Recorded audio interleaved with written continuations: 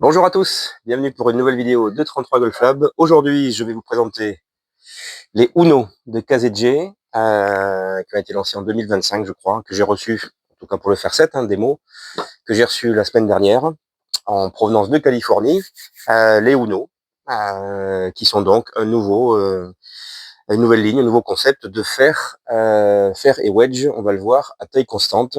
On va voir un petit peu pour qui ça s'adresse. Enfin, encore une fois, le but de cette vidéo n'est pas de refaire des explications autour des avantages et inconvénients éventuels des fers à taille constante. Pour ceux qui ne l'ont pas vu, je vous renvoie à une vidéo que j'avais fait spécialement à ce sujet, pour qui, à mon sens, s'adressent les fers à taille constante. Dans cette vidéo, c'est vraiment rentrer dans le cœur du design de ces Uno, et voir un petit peu les différences, bien sûr, avec les EQ1 NX de Tom Wichon. Une vidéo qui me renvoie quand même, c'est fou comme le temps passe vite, mais qui me renvoie au Sterling, les premiers fers à taille constante que personnellement j'ai connus, les Sterling qui avaient été designés par Tom en 2016. Donc vous voyez, c'était il y a déjà 10 ans, et ça fait donc 10 ans que je vois des golfeurs et à qui je peux préconiser ce type de concept de fer à taille constante. 10 ans que je fais des montages, donc des montages spécifiques de fer, wedge, hybride parfois, à taille constante. Mais aujourd'hui, le focus, c'est sur les Uno. Et il m'a semblé intéressant, justement, de comparer les Uno avec les EQ1, que je connais très très bien. Donc j'ai pris vraiment les specs, et c'est là que effectivement des différences apparaissent entre les deux modèles. Donc je vais vous exposer brièvement les différences et puis vous expliquer moi ce que j'en pense. En tout cas, un très joli design pour démarrer, très joli design de chez KZG.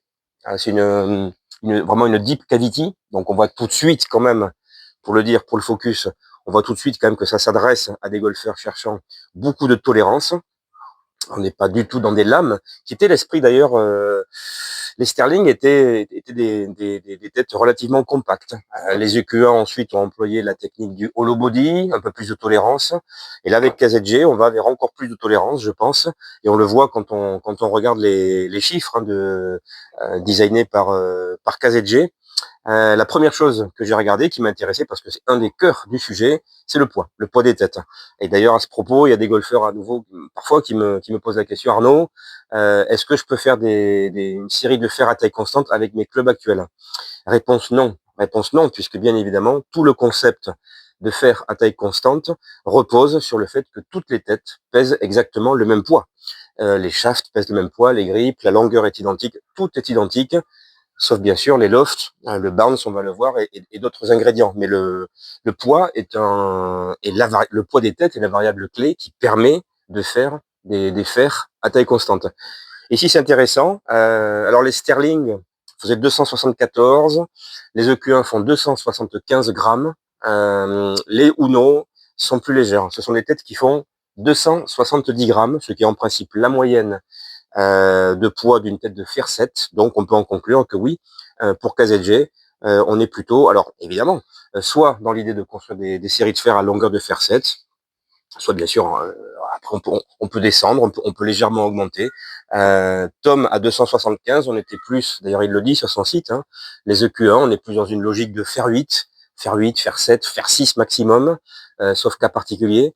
Les Uno vont donc effectivement permettre soit de faire des séries de fer à taille constante, donc de taille de fer 7 un peu plus rallongée, pour gagner un tout petit peu en vitesse de club, ou longueur de fer 6, soit pour des golfeurs qui cherchent des têtes tout simplement plus légères, donc un swing weight, un équilibre un peu plus faible, parce que 5 grammes, mine de rien, c'est assez important, que les EQ. Donc ça, c'est la première chose, le poids des têtes, qu'on retrouve donc pour les Uno, du fer 5 jusqu'au sandwich. Et évidemment, aussi le fait que donc le poids de 270 grammes détermine une longueur de fer 7, détermine également un lie de fer 7. Et le lie des Uno est de 62,5 degrés de lie pour un lie standard, alors que les EQ1, bien sûr, plutôt fer 8, sont à un lie de 63 degrés. Donc ça, c'était la première chose.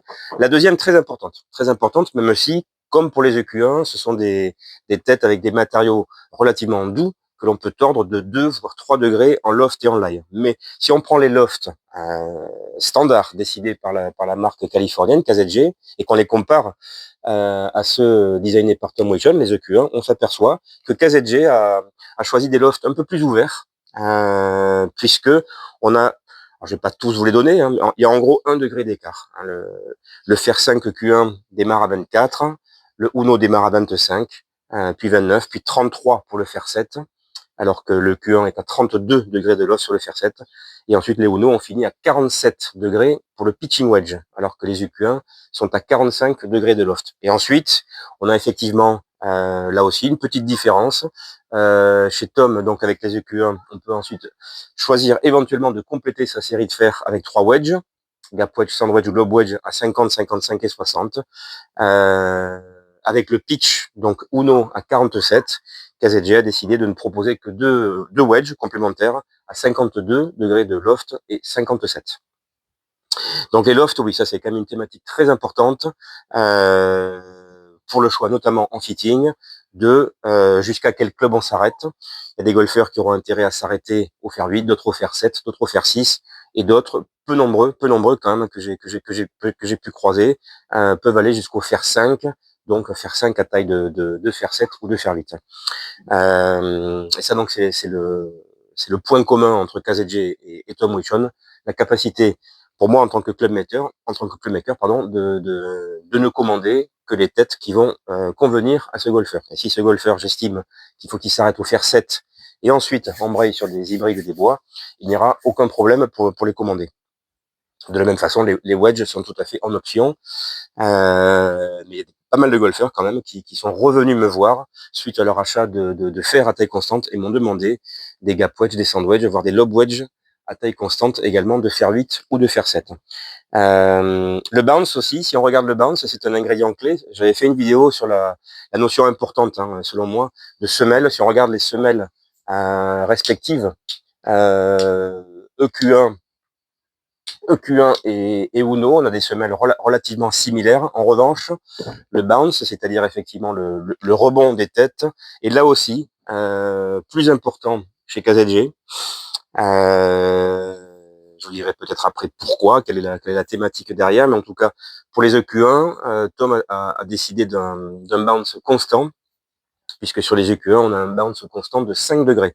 Et ensuite, par contre, sur les wedges, ça augmente 10, 12, 10, 12 et 10, c'est-à-dire des bounces relativement standards pour des wedges. En revanche, chez KZG, il y a une logique donc de fer, certes, qui ont le même poids, qui sont conçus, je le répète, pour être construits à la même taille, mais par contre, qui ont des bounces progressifs, ce que l'on retrouve sur des séries de fer classiques, puisqu'effectivement, ça démarre à 8 degrés de bounce pour le fer 5, donc 3 degrés de plus que pour les EQ1, 8 degrés, 9 degrés, 10 degrés, 11 degrés, 12 degrés, 13 degrés et ensuite 14 degrés de bounce sur les wedges. Donc plus de bounce pour les Uno de chez KZG. Pour ceux qui connaissent un petit peu la thématique du bounce des wedges, c'est exactement la même que sur des fers.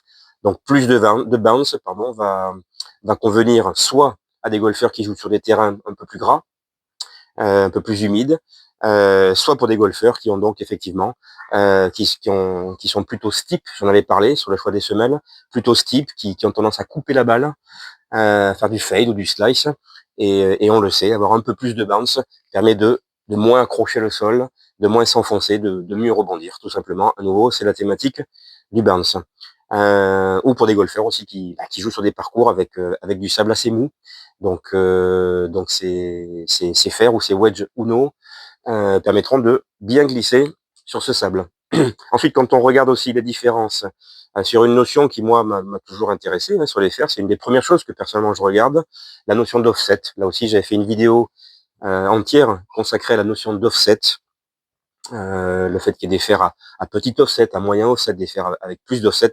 Là aussi, on voit que KZG s'est dirigé vers une ligne de fer avec plus d'offset que les EQ1, les EQ1 étant relativement intermédiaires, et en tout cas, il y a un offset constant sur les EQ1 de 2 mm, 2 mm, ce qui est relativement faible comme offset.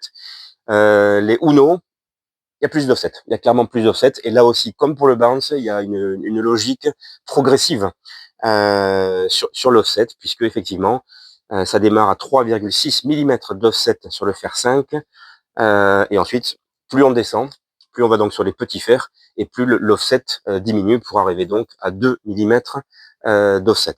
Voilà. Donc plus d'offset à partir du fer 7 que les EQ1 de Tom Wichon. Si on regarde la face, effectivement ici, une face qui je pense inspire confiance à beaucoup de golfeurs.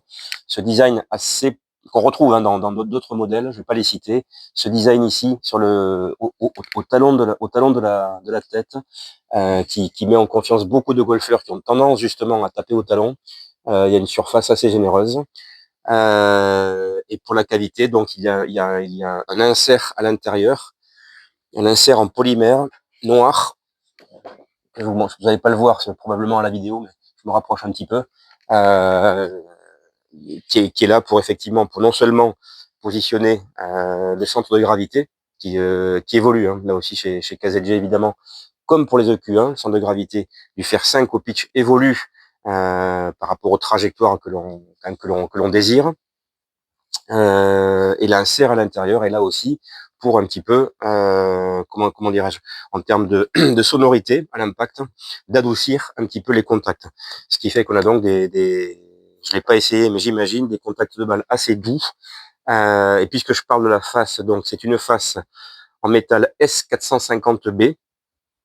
S450B qui est un matériau fin qui permet pas mal de distance, et un corps en acier 431 stainless steel qui permet d'être donc tordu en loft et en light de 2 voire 3 degrés. Voilà, donc voilà pour les différences essentielles.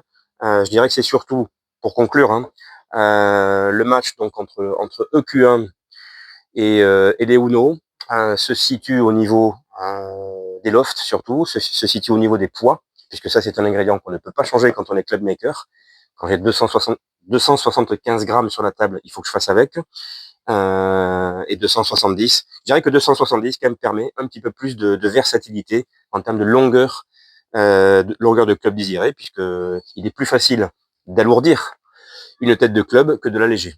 Personnellement, alléger une tête de club, je ne sais pas faire. Enfin, en tout cas, à moins de la polir, de la meuler, je vois pas comment on peut trop alléger une tête de club. On peut l'alourdir de 8 voire 10 degrés sans problème.